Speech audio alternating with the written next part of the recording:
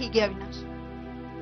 ನನ್ನ ಜೀವನದಲ್ಲಿ ನಾನು ಮೊದಲಿಂದಾನು ಎಲ್ಲ ಕಳ್ಕೊತಾನೆ ಬಂದಿದ್ದೀನಿ.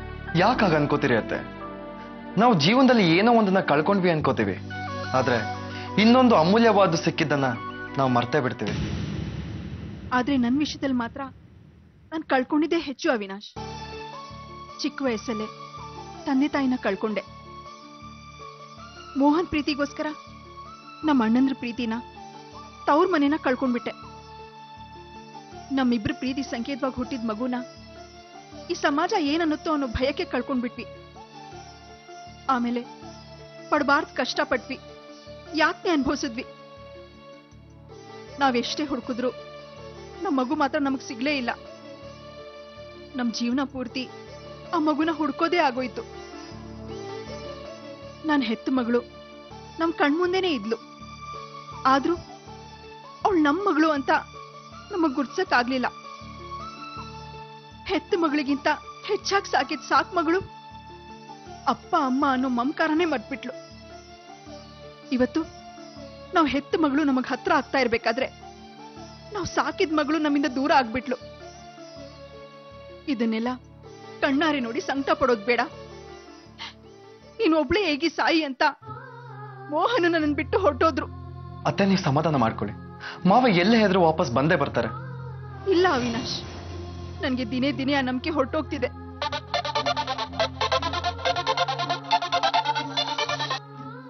ಹಲೋ ಹಲೋ ಅಣ್ಣ, ನಾನು ಶ್ರೀಕಾಂತ್. ಹೇಳು ಶ್ರೀಕಾಂತ್. ಅಣ್ಣ, ಅರ್ಜೆಂಟ್ ಮನೆ ಹತ್ರ ಬರ್ತೀಯಾ? ಯಾಕೋ, ಏನಾಯ್ತು? ಅಣ್ಣ, ಅದಕ್ಕೆ ತುಂಬಾ ಅಪ್ಸೆಟ್ ಆಗ್ಬಿಟ್ಟಿದ್ದಾರೆ. ಅತ್ತೆ, ಒಂದ್ ನಿಮಿಷ. ಈ ಶ್ರೀಕಾಂತ್, ಅದೇನಾಯ್ತು ಸರಿಯಾಗಿ ಹೇಳೋ. ಅಣ್ಣ, ಅದಕ್ಕೆ ಹತ್ಕೊಂಡು ರೂಮ್ ಬಾಗ್ಲು ಹಾಕೊಂಡು ಕೂತ್ಬಿಟ್ಟಿದ್ದಾರೆ. ಯಾಕೋ, ಏನಾಯ್ತು? ಮನೇಲಿ ಏನಾದ್ರು ಜಗಳ ನಡೀತಾ? ಇಲ್ಲ ಅಣ್ಣ, ಅದು ಅದು ಅದೇನಾಯ್ತು ಹೇಳೋ. ಅಲ್ಲಿ ನಡೆದಿದ್ದ ವಿಷಯನೆಲ್ಲ ಅದಕ್ಕೆ ಬಂದು ಹೇಳ್ಬಿಟ್ಟೆ. ಇದಕ್ಕೆಲ್ಲ ನಾನೇ ಕಾರಣ ಅಂತ ಹತ್ಕೊಂಡು ಅದಕ್ಕೆ ರೂಮಿಗೆ ಹೋಗಿ ಬಾಗ್ಲು ಹಾಕೊಂಡಿದ್ದಾರೆ. ನನ್ಗೆ ಯಾಕೋ ಭಯ ಆಗ್ತಿದೆ ಅಣ್ಣ. ಛೇ, ನೀನ್ ಯಾಕೋ ಅದನ್ನೆಲ್ಲ ಕನ್ಕಂಗ್ ಹೇಳಕ್ ಹೋದೆ? ಅಂತ ಅವಸರ ಏನಿತ್ತು? ಸರಿ, ನಾನು ಈಗ್ಲೇ ಬರ್ತೀನಿ. ನೀನ್ ಹೋಗಿ ಕನಕನ್ನ ಸಮಾಧಾನ ಮಾಡೋದು ನೋಡು. ಸರಿ ಅಣ್ಣ.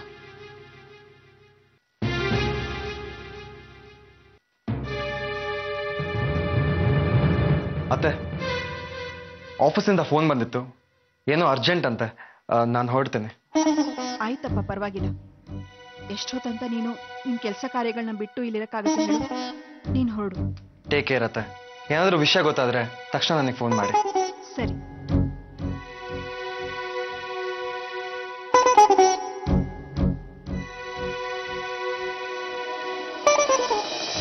ಶ್ರೀಕಾಂತ್, ಶ್ರೀಕಾಂತ್, ಶ್ರೀಕಾಂತ್, ಕನಕ ಎಲ್ಲಿ? ರೂಮಲ್ಲಿದ್ದಾರೆ. ಎಂತ ಕೆಲಸ ಮಾಡ್ಬಿಟ್ಟು ನೀನು? ರಾಜಣ್ಣ, ನಾನಿನ್ ಮಗಳಲ್ಲ ಅನ್ನೋಕೆ ಸುಳ್ಳುಗಳನ್ನ ಯಾಕೆ ಬಿಟ್ಟು ಹೋದೆ? ನಾನು ಮೊದ್ಲಿನ ಹಾಗೆ ಇರ್ಬೇಕಾಗಿತ್ತು. ಆಗ ಯಾವ ಬಂಧನದ ಸಂಕಟ ಇಲ್ಲದೆ ನೆಮ್ಮದಿಯಾಗಿರ್ತಿದ್ದೆ. ಈಗ ಒಂದ್ ಕಡೆ ಹಳೆ ಸಂಬಂಧ ಕಿತ್ತು ಹೋದ್ ನೋವು, ಇನ್ನೊಂದ್ ಕಡೆ ಹೊಸ ಸಂಬಂಧ ಸೃಷ್ಟಿಸಿರೋ ತಾಕ್ಲಾಟಗಳ ಸಂಕಟ. ಹೇಗ್ ಸಹಿಸ್ಲಿ ರಾಜಣ್ಣ? ಶ್ರೀಕಾಂತ್, ಕನಕನ್ ಜೊತೆ ರೂಮಲ್ಲಿ ಯಾರಿದ್ದಾರೆ? ಯಾರು ಇಲ್ಲ, ಅವರೊಬ್ಬರೇ ಇದ್ದಾರೆ. ಮತ್ತೆ ಕನಕ ಯಾರ ಜೊತೆ ಮಾತಾಡ್ತಿರೋ ಹಾಗಿದೆಯಲ್ಲ? ಸಾಧ್ಯನೇ ಇಲ್ಲ ಅಣ್ಣ, ಅವರೊಬ್ಬರೇ ಇದ್ದಾರೆ. ಯಾರು ಅವ್ರ ರೂಮ್ಗೆ ಹೋಗೇ ಇಲ್ಲ. ನಾನು ಅವಾಗ್ಲಿಂದ ಇಲ್ಲೇ ಕೂತಿದ್ದೀನಿ. ಕನಕ ಯಾರ ಜೊತೆ ಮಾತಾಡ್ತಿರೋದಂತೂ ನಿಜ. ನಾನ್ ಸುಳ್ಳು ಹೇಳ್ತೀನಿ ಅಂದ್ರೆ ಬಾ, ನೀನೇ ಕೇಳು. ನಡಿ ಹೋಗೋಣ. ನನಗೆ ತಮ್ಮ ಮತ್ತೆ ಪ್ರಿಯ ನಡುವೆ ನಾನೇ ಶತ್ರು ಆಗ್ಬಿಟ್ಟೆ. ಆ ತಾಯಿ ಮಗಳು ಪಾಪಿ ಆಗೋದೆ. ಇದಕ್ಕೇನು ಹೇಳಿ? ಇಂಪಾಸಿಬಲ್. ಒಳಗಡೆ ಯಾರು ಇರೋದಕ್ಕೆ ಸಾಧ್ಯನೇ ಇಲ್ಲ. ಸರಿ, ಬಾ ನೋಡು. ನುಗ್ಬಿಡ್ತು. ಇಲ್ಲ, ನನ್ನಿಂದಾನೇ ಆಗಿದ್ದು.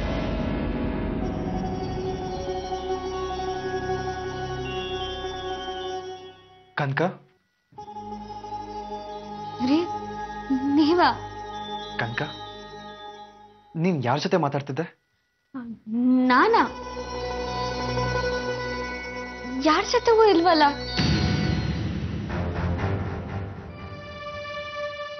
ಇಲ್ಲ ಕನಕ, ನೀನ್ ಯಾರ ಜೊತೆ ಮಾತಾಡ್ತಿದ್ದೆ?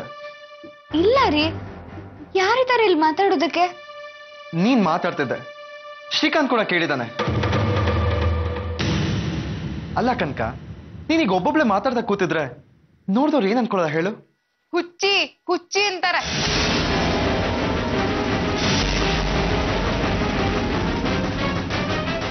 ಚಿತ್ರ, ಏನ್ ಹೇಳ್ತಾ ಇದೀಯ ನೀನು? ಮತ್ತಿನ್ನೇನಮ್ಮ, ಕಂಡವ್ರ ಬಗ್ಗೆ ಇಲ್ಸಲ್ಲ ಚಾಡಿ ಹೇಳ್ಕೊಂಡ್ ಬರ್ತಾ ಇದ್ರೆ ಹುಚ್ಚಿ ಪಟ್ಟ ಕಟ್ಟೆ ಸುಮ್ನೆ ಇರ್ತಾರ? ಅಲ್ಲ ಅಮ್ಮ, ಪ್ರಿಯಾ ಆಟೋ ಇಳ್ದ್ ಬಂದಿರೋದನ್ನ ನಾವೇ ನೋಡಿದೀವಿ. ಈ ಮಹಾರಾಣಿ ಪ್ರಿಯಾ ಬಟ್ಟೆ ಎಲ್ಲ ಎತ್ಕೊಂಡು ಮನೆ ಬಿಟ್ಟು ಓಡೋಗ್ತಿದ್ದಾಳೆ ಅಂತ ಕತೆ ಕಟ್ತಾ ಇದ್ದಾಳಲ್ಲ, ಯಾರಾದ್ರೂ ಇವಳಿಗೆ ತಲೆ ಸರಿ ಇದೆ ಅಂತ ಹೇಳ್ತಾರ ಅಮ್ಮ? ಹೂ ಕಣಕ, ಅವಳಿಗಿಂತ ಅಟ್ಕಾಯಿಸ್ಕೊಂಡಿದ್ದಲ್ಲ, ಆ ಮುತ್ಕುಂದೆವ ಮತ್ತೆ ಮೆಟ್ಕೊಂಡಿದೆ ಅಂತ ಕಾಣಿಸುತ್ತೆ. ಅದಕ್ಕೆ ಲೂಸ್ ತರ ಆಡೋದಕ್ಕೆ ಶುರು ಮಾಡಿದಾಳೆ. ದೆವ್ವನೂ ಇಲ್ಲ, ಪಿಶಾಚಿನೂ ಇಲ್ಲ, ಅವಳು ನೆಟ್ಟಿಗೆ ಇದ್ದಾಳೆ. ಮತ್ತೆ ಮೋಹಿನಿ ಮೆಟ್ಕೊಂಡಿರೋ ತರ ಯಾಕೆ ಆಡ್ತಾಳೆ ಅಂತ? ದೆವ್ವ ಕನಕನ್ ಮೆಟ್ಕೊಂಡಿರ್ಲಿ ಅಥವಾ ಪ್ರಿಯನ್ ಮೆಟ್ಕೊಂಡಿರ್ಲಿ, ಅದನ್ನ ಕಟ್ಕೊಂಡು ನಮ್ಗೇನೂ ಆಗ್ಬೇಕಾಗಿಲ್ಲ. ಇಬ್ಬರಲ್ಲೊಬ್ರು ಸುಳ್ಳು ಹೇಳ್ತಾ ಇದಾರೆ ಅಷ್ಟೇ. ಅದೇ ಅಮ್ಮ, ಯಾರು ಅಂತ ಹೇಗ್ ಪತ್ತೆ ಮಾಡೋದು? ಅಲ್ಲ ಅಮ್ಮ, ಪ್ರಿಯಾನು ನಮ್ ತರಾನೇ ನಾಟಕ ಆಡ್ತಾ ಕನ್ಕನ್ ತಲೆ ಕೆಡಿಸ್ತಾ ಇದ್ದಾಳ ಅಂತ. ಯಾರಿಗೊತ್ತು? ಹಾಗೇನಾರು ಆಗಿದ್ರೆ ಒಳ್ಳೇದೇ ಆಯ್ತು. ಆ ಅವಕಾಶನ ಉಪಯೋಗಿಸ್ಕೊಂಡು ನಮ್ ಕೆಲ್ಸನ ಸಾಧಿಸ್ಬೋದು. ಅಲ್ಲ ಅಮ್ಮ, ಆ ಕನ್ಕನ್ ವಿಷಯ ಬಿಡು. ಆ ಮೀನಾಕ್ಷಿ ಮನೆಯವ್ರು ನೋಡು, ಪ್ರಿಯಾ ಗತಿಗೆ ತಿರ್ಬೋಕಿ ಅಂತ ಗೊತ್ತಿದ್ರು ನೀನ್ ಸೊಸೆ ಮಾಡಿದಾರಲ್ಲ, ಎಂತ ಅವಮಾನನಮ್ಮ ಇದು. ಛೇ! ಹೂ ಕಣಕ, ಸ್ವಂತ ಮಗಳನ್ನ ಅವಿನಾಶಕ್ಕೆ ಕಟ್ಟಿ ನಿನ್ನ ಸ್ವಂತ ಮಗನ್ಗೆ ಯಾವಳ ತಲೆಮಾಸಿ ದರ್ವೇಸಿನ ಕಟ್ಟಿದಾಳಲ್ಲ, ಅವಳಿಗೆ ನಿನ್ ಮೇಲೆ ಇನ್ನೆಂತ ದ್ವೇಷನಕ್ಕ? ನೀನ್ ನೋಡಿದ್ರೆ ಆ ಪ್ರಿಯನೇ ಒಸ್ಕೊಂಡ್ ಹೋಗ್ತಿದ್ಯಾ. ಈಗ ಪರಿಸ್ಥಿತಿ ಸರಿ ಇಲ್ಲ. ಸ್ವಲ್ಪ ಏಮಾರಿದ್ರು ಕೆಲ್ಸ ಕೆಡತ್ತೆ. ಈ ಪ್ರಿಯನ ಮನೆಯಿಂದ ಆಚೆ ಹಾಕೋದು ಅಂತ ದೊಡ್ಡ ವಿಷಯ ಅಲ್ಲ. ಆದ್ರೆ ಕನಕ ಅನ್ನೋ ನಮ್ ತಲೆ ಮೇಲಿರೋ ಚಪ್ಪಲಿನ ಸರ್ಸೋದಕ್ಕೆ ಈ ಪ್ರಿಯ ಒಂದು ಸನ್ನೆ, ಆಮೇಲೆ ಅವಳು ಸೊನ್ನೆ. ಅಲ್ಲಿವರೆಗೂ ಈ ವಿಷಯನ ದೊಡ್ಡದು ಮಾಡೋದಕ್ಕೆ ಹೋಗ್ಬೇಡಿ. ಅಂದ್ಹಾಗೆ ಪ್ರಿಯಾ ಎಲ್ಲಿದ್ದಾಳೆ?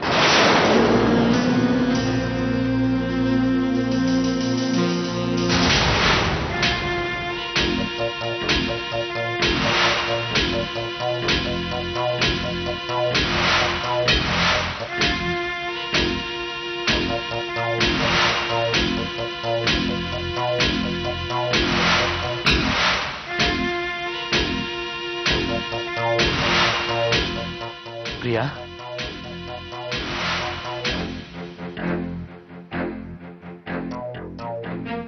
ಪ್ರಿಯಾ, ಆಯ್ತಾ ನಿಮ್ ಅತ್ತಿಗೆ ಸೇವೆ ಎಲ್ಲ ಆಯ್ತಾ? ಇಲ್ಲಿ ಯಾಕೆ ಬರಕ್ ಹೋದ್ರಿ? ಆ ಸೀತಮ್ಮತ್ತೆ ಕಾಲು ಹೊತ್ಕೊಂಡು ಲಕ್ಷ್ಮಣನ್ ತರ ಅವಳು ಕಾಲ್ಬುಡದಲ್ಲೇ ಬಿದ್ದಿರ್ಬೇಕಾಗಿತ್ತು. ಪ್ರಿಯಾ, ಯಾಕೆ ಹೀಗೆಲ್ಲ ಮಾತಾಡ್ತೀಯ? ಮುಟ್ಬೇಡಿ ನನ್ನ, ನನಗೆ ಅಸಹ್ಯ ಆಗತ್ತೆ. ಪ್ರಿಯಾ, ಯಾಕೆ ಹೀಗೆ ಆಡ್ತಿದ್ಯಾ? ಮತ್ತಿನ್ನೇನು, ಹೆಂಡತಿ ನೊಂದಿದ್ದಾಳೆ, ಪಕ್ಕದಲ್ಲಿ ಕೂರಿಸ್ಕೊಂಡು ಅವಳಿಗೆ ಸಮಾಧಾನದ ಮಾತಾಡ್ಬೇಕು, ಅವಳ ಸಂಕಟ ಏನಂತ ವಿಚಾರಿಸ್ಬೇಕು. ಏನೇ ಆದ್ರೂ ನಿನ್ ಜೊತೆ ನಾನಿದ್ದೀನಿ ಅಂತ ಭರವಸೆ ಮಾತಾಡ್ಬೇಕು ಅಂತ ಅನ್ಸಿಲ್ವಾ ನಿಮ್ಗೆ? ಆ ಕನಕಾಗ ಹೋಗಿ ಬೆಣ್ಣೆ ಹಚ್ಚಕ್ ಹೋಗಿದ್ದೀರಲ್ಲ, ನಾಚಿಕೆ ಆಗಲ್ವಾ ನಿಮ್ಗೆ? ಸಾರಿ ಪ್ರಿಯಾ, ಅದಕ್ಕೆ ತುಂಬಾ ಅಪ್ಸೆಟ್ ಆಗಿದ್ರು, ಅದಕ್ಕೆ ಸಮಾಧಾನ ಹೇಳಕ್ ಹೋಗಿದ್ದೆ. ಸಮಾಧಾನ ಹೇಳ್ಕೊಂಡು ಅಲ್ಲೇ ಇರ್ಬೇಕಾಗಿತ್ತು, ಮತ್ತ್ಯಾಕೆ ಇಲ್ಲಿಗೆ ಬಂದ್ರಿ? ಸಾರಿ ಅಂತ ಹೇಳ್ತಿದ್ದೀನಲ್ಲ ಪ್ರಿಯಾ. ಮುಟ್ಬೇಡಿ ನನ್ನ, ನೀವು ನನ್ ಗಂಡನೇ ಇಲ್ಲ ಅಂತ ಹೇಳ್ತಾ ಇದ್ದೀನಲ್ಲ. ಪ್ರಿಯಾ, ಯಾಕೆ ಹೀಗೆಲ್ಲ ಆಡ್ತಿದ್ಯಾ? ದೊಡ್ಡ ಶಾಕ್ ಆಗಿದೆ. ಹೆತ್ತೋಳು ಯಾರು ಅಂತಾನೆ ಗೊತ್ತಿಲ್ಲ, ಸಾಕ್ದೊಳ್ಳ ಸರ್ವಸ್ವ ಅನ್ಕೊಂಡಿದ್ದೆ. ಆ ಮಹಾತಾಯಿ ಎಲ್ಲರ ಮುಂದೆ ನನ್ನ ನಮ್ಮ ಮಗಳಲ್ಲ ಅಂತ ಜರ್ದು ಅವಮಾನ ಮಾಡ್ಬಿಟ್ಲು. ಇವತ್ ನಾನ್ ದಿಕ್ಕು ದಿಸೆ ಇಲ್ದಿರೋ ಅನಾಥೆ ಆಗೋಗ್ಬಿಟ್ಟೆ. ಅದಕ್ಕೆ ನಿಮ್ಗೆಲ್ಲ ನಾನು ಅಂದ್ರೆ ಅಷ್ಟೊಂದು ತಿರಸ್ಕಾರ. ಇಲ್ಲ ಪ್ರಿಯಾ, ಅತ್ತೆ ಸಿಟ್ಟಲ್ಲಿ ಹಾಗೆ ಹೇಳಿದಾರಷ್ಟೇ, ಆದ್ರೆ ಅವ್ರ ಮನ್ಸಲ್ಲಿ ಯಾವತ್ತೂ ನಿನ್ ಮಗಳಾಗೇ ಇರ್ತೀಯ. ನಾವ್ ಯಾರು ನೀನ್ ಬೇರೆಯವಳು ಅಂತ ಅನ್ಕೊಂಡೇ ಇಲ್ಲ. ನಿಮ್ ಮನ್ಸಲ್ಲೂ ಆ ತಿರಸ್ಕಾರ ಇದ್ದೇ ಇರತ್ತೆ, ಆದ್ರೆ ನೀವ್ ಅದನ್ನ ನನ್ ಮುಂದೆ ತೋರ್ಸ್ಕೊತಾ ಇಲ್ಲ. ಇಲ್ಲ ಅಂದಿದ್ರೆ ನನ್ ಕಣ್ಣೋಡ್ಸಕ್ ಓಡೋಡ್ ಬರ್ತಾ ಇದ್ರಿ, ಆ ಕನಕನ ಹಿಂದೆ ಹೋಗ್ತಾ ಇರ್ಲಿಲ್ಲ. ಕಟ್ಕೊಂಡೋಡ್ ಎದೆ ಹೊಡ್ಕೊಂಡು ಇಲ್ಲಿ ಸಾಯ್ತಾ ಇದ್ರು, ನಿಮ್ಗ ಕನಕನ ಹೆಚ್ಚಾಗೋದ್ಲು ಅಲ್ವಾ? ಇಲ್ಲ ಪ್ರಿಯಾ, ಅತ್ತೆ ನಿನ್ನನ್ನು ಯಾವತ್ತು ಮಗಳು ಅಂತ ಒಪ್ಕೊಂಡು ಸಾಕಿದ್ರು ಅವತ್ತಿಂದ ನೀನು ಅವ್ರ ಮಗಳೇನೆ, ಈ ಮನೆ ಸೊಸೆನೆ. ಆ ಸ್ಥಾನನ ಯಾರಿಂದನೂ ಕಿತ್ಕೊಳಕ್ ಸಾಧ್ಯ ಇಲ್ಲ. ನನ್ನ ಅಮ್ಮ ಅನ್ಸ್ಕೊಂಡೋಳೆ, ನನ್ ಮಗಳನ್ನಂತ ಜಗತ್ ಜಾಹೀರ್ ಮಾಡ್ಬಿಟ್ಟಿದ್ದಾಳೆ. ಇಷ್ಟೇ ಆದ್ರೂ ನಾನು ಹೊರಗ್ನೋಳಲ್ವಾ? ನನ್ ಹೆತ್ತಮ್ಮ ಯಾರು ಅಂತಾನೆ ನನಗ್ ಗೊತ್ತಿಲ್ಲ. ಇದಕ್ಕೆಲ್ಲ ಕಾರಣ ಆ ಕನಕ. ನೀವೆಲ್ಲ ಅವ್ರ ಜೊತೆ ಸೇರ್ಕೊಂಡು ನನ್ನ ಗೊಂಬೆ ಮಾಡ್ಬಿಟ್ರಿ, ನನ್ನ ಅಸ್ತಿತ್ವನೇ ಇಲ್ದಂಗ್ ಮಾಡ್ಬಿಟ್ರಿ. ಇನ್ನು ಆ ಕನಕನೇ ಈ ಮನೆ ಮಹಾರಾಣಿ. ನೀವೆಲ್ಲ ಅವಳು ಅಂಬಾರಿ ಹೊತ್ಕೊಂಡು ತಿರುಗ್ತೀರಿ, ನಾನು ಉಳಿಗದೊಳ ತರ ಮೂಲೆಯಲ್ಲಿ ಬಿದ್ದಿರ್ತೀನಿ. ಸ್ನೇಹಿತೆ ಅನ್ಸ್ಕೊಂಡವಳು ದ್ರೋಹ ಮಾಡ್ತಾಳೆ, ಅಕ್ಕ ಅಂತ ಭಾವಿಸ್ತೋಳು ದ್ರೋಹ ಮಾಡ್ತಾಳೆ, ಮಾವನು ದ್ರೋಹ ಮಾಡ್ತಾನೆ, ಈಗ ಅಮ್ಮ ಅನ್ಸ್ಕೊಂಡವಳು ದ್ರೋಹ ಮಾಡ್ತಾಳೆ. ಕೊನೆಗೆ ನೀವು ಗಂಡ ಅಂತ ಅನ್ಸ್ಕೊಂಡವರು ದ್ರೋಹ ಮಾಡ್ತೀರಾ. ಆ ಕನಕ ನನ್ನ ಮನೆ ಬಿಟ್ಟು ಓಡಿಸೋ ಸಂಚು ಮಾಡ್ತಿದ್ದಾಳೆ. ನೀವು ಅವ್ರ ಜೊತೆ ಸೇರ್ಕೊಂಡ್ಬಿಡಿ.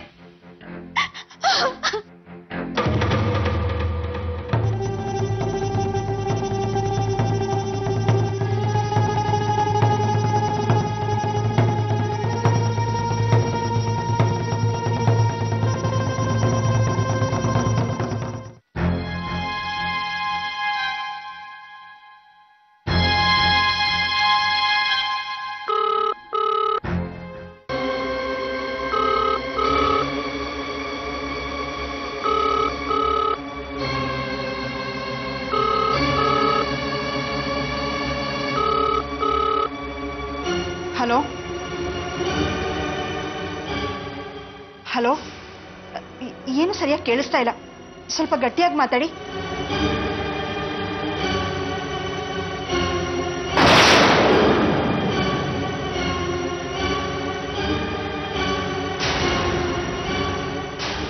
ಮೋಹನ್, ಯಾರೋ ನನ್ ಮೋಹನ? ಮೋಹನ್, ಮೋಹನ್ ಎಲ್ಲಿದ್ದೀರಾ? ಮೋಹನ್ ಹೇಗಿದ್ದೀರಾ? ನನ್ಗೆ ಯಾಕೆ ಫೋನ್ ಮಾಡಿಲ್ಲ? ಮೋಹನ್ ನಿಮ್ಗೇನು ಆಗಿಲ್ಲ ತಾನೆ? ಮೋಹನ್, ನಾನ್ ಮೋಹನ್, ಮೀನಾಕ್ಷಿ ಮಾತಾಡ್ತಾ ಇದ್ದೀನಿ. ಮೋಹನ್ ಮಾತಾಡಿ. ಮೋಹನ್ ಮಾತಾಡಿ. ಮೋಹನ್ ಮಾತಾಡಿ. ಮೋಹನ್, ಮೋಹನ್,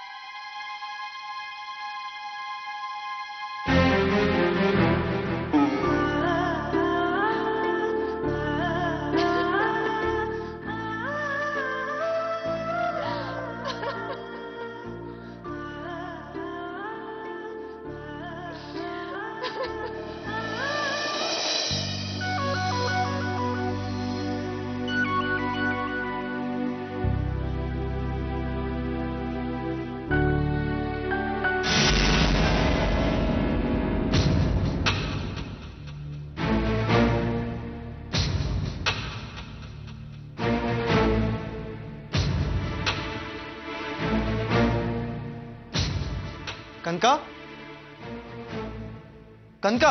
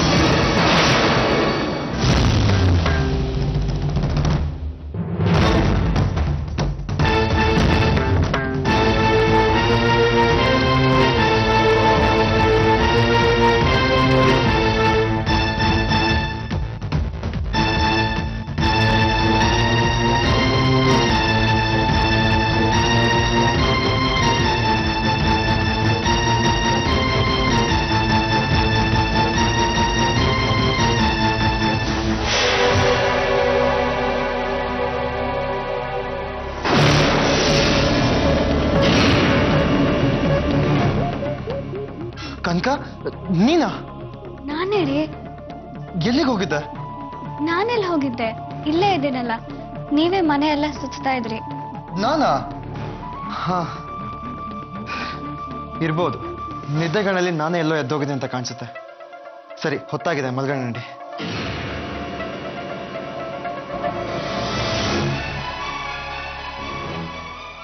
ಏನೋ ಶಬ್ದ ಆಯ್ತು. ಕನಕ ಬೇರೆ ರೂಮಲ್ಲಿ ಇರಲಿಲ್ಲ. ಏನಿರ್ಬೋದು? ದೇವ್ರೆ,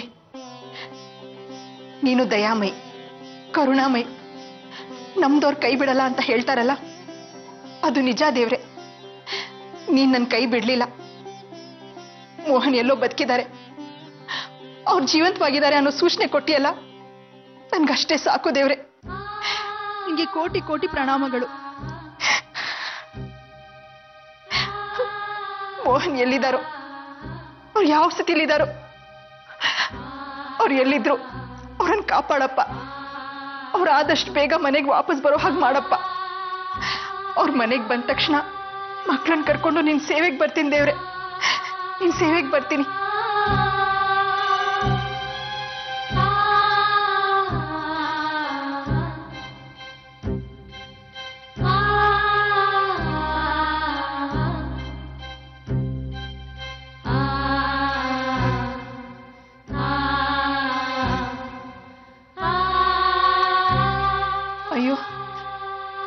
ಮೋಹನ್ ಮೊಬೈಲ್ ಇನ್ನೂ ಸ್ವಿಚ್ ಆಫ್ ಆಗೇ ಇದೆ. ಛೇ, ಮೋಹನ್ ಎಲ್ಲಿದ್ದಾರೋ? ಅವ್ರು ಎಲ್ಲಿಂದ ಫೋನ್ ಮಾಡಿದ್ದು? ಅವ್ರು ಯಾವ ಸಮಸ್ಯೆಯಲ್ಲಿ ಸಿಕ್ಕಾಕೊಂಡಿದ್ದಾರೋ? ಮೊಬೈಲ್ಗಾದ್ರೂ ಮಾಡಿದಿದ್ರೆ ವಾಪಸ್ ಫೋನ್ ಮಾಡಿ ಮಾತಾಡ್ಬೋದಾಗಿತ್ತು. ಆದ್ರೆ ಲ್ಯಾಂಡ್ ಲೈನ್ಗೆ ಮಾಡಿದ್ದಾರೆ. ಈಗೇನ್ ಮಾಡೋದು?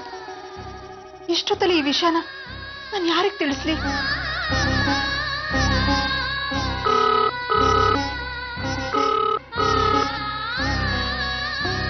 ಹಲೋ ಕನಕ, ನಾನಮ್ಮ ಮೀನಾಕ್ಷಿ ಮಾತಾಡ್ತಾ ಇದ್ದೀನಿ. ಅಮ್ಮ,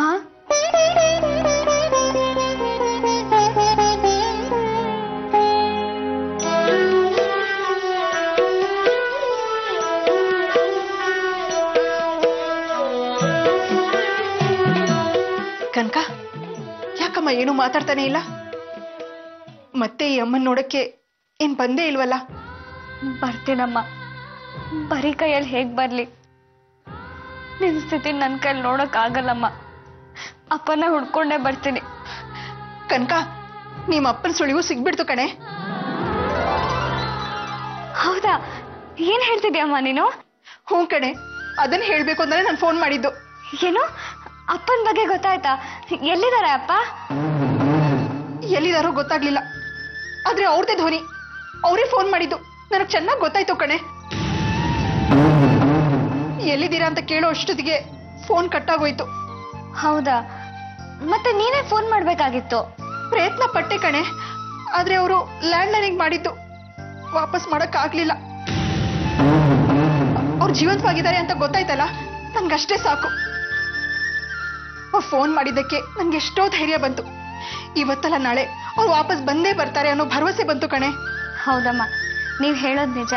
ಈ ವಿಷಯನ ಪ್ರಿಯಾಗೂ ಹೇಳಿದ್ರೆ ಅವಳು ಸಂತೋಷ ಪಡ್ತಾಳೆ. ಒಂದ್ ನಿಮಿಷ ಇರಿ, ಕರಿತೀನಿ. ಪ್ರಿಯಾ, ಪ್ರಿಯಾ, ಒಂದ್ ನಿಮಿಷ ಬಾಯಲ್ಲಿ.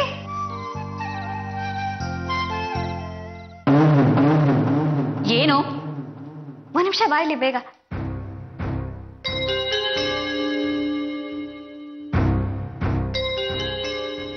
ಯಾಕೆ ಪ್ರಿಯಾ ಪ್ರಿಯಾ ಅಂತ ಕೂಕೋತಿದ್ಯಾ? ಅಪ್ಪ ಫೋನ್ ಮಾಡಿದ್ರಂತೆ ಕಣೆ. ಯಾರಪ್ಪ? ನಿಮ್ಮಪ್ಪ ಪ್ರಿಯಾ. ಅಮ್ಮ ಲೈನಲ್ಲಿದ್ದಾರೆ, ಮಾತಾಡು. ಹಲೋ, ಏನು? ಪ್ರಿಯಾ, ಪ್ರಿಯಾ, ನಿಮ್ಮಪ್ಪ ಫೋನ್ ಮಾಡಿದ್ರು ಕಣೆ. ಅವ್ರು ಯಾವ್ರಪ್ಪ? ನಾನ್ ಯಾವ್ರ ಮಗಳು? ಅದನ್ನೆಲ್ಲ ನನ್ಗ್ಯಾಕೆ ಹೇಳ್ತಾ ಇದ್ಯಾ? ಅದನ್ನೆಲ್ಲ ಕೇಳೋದಿಕ್ ನಾನ್ ಯಾರು? ನಿನ್ ಮಗಳಿಗೆ ಹೇಳಿ ಎಲ್ಲ ಸಂಭ್ರಮ ಪಟ್ಟಿದ್ದಾಯ್ತು ತಾನೆ? ಪ್ರಿಯಾ, ಯಾಕೆ ಹೀಗೆಲ್ಲ ಮಾತಾಡ್ತೀಯಾ? ಇನ್ನೇನು ಉಳಿಸಿದ್ಯಾ ನೀನು? ನನ್ ಮಗಳೇ ಅಲ್ಲ ಅಂತ ಡಿಕ್ಲೇರ್ ಮಾಡಿ ಎಲ್ಲರ ಮುಂದೆ ಮಾನ ಹರಾಜಾಕಿದ್ದಾಯ್ತಲ್ಲ. ಕೊನೆಗೂ ನನ್ನ ಸಂಬಂಧಕ್ಕೆ ಎಲ್ಲಿ ನೀರು ಬಿಟ್ಬಿಟ್ಟಿಯಲ್ಲ. ಇಷ್ಟು ವರ್ಷ ಸಾಕಿ ಸಲಹಿದ್ ನನ್ಗಿಂತ ನಿನ್ಗೆ ಕನಕನೇ ಮುಖ್ಯ ಆಗೋದ್ಲು ಅಲ್ವಾ? ಅಯ್ಯೋ ಪ್ರಿಯಾ, ಅದ್ ಹಾಗಲ್ಲ ಕಣೆ. ಇನ್ ಒಂದೇ ಒಂದ್ ಮಾತಾಡ್ಬೇಡ. ಇಷ್ಟ ದಿನ ನಿನ್ ಮೇಲೆ ಇದ್ದಿದ್ ಪ್ರೀತಿ ಗೌರವನ ಹೊರಟೋಯ್ತು. ಇವತ್ತಿಂದ ನನಗೂ ನಿನಗೂ ಯಾವುದೇ ರೀತಿ ಸಂಬಂಧ ಇಲ್ಲ. ಇನ್ಮೇಲೆ ನಿನ್ ಮುಖ ನೋಡೋಕ್ಕೂ ನಾನು ಇಷ್ಟಪಡಲ್ಲ. ಇಡು ಫೋನು. ಪ್ರಿಯಾ,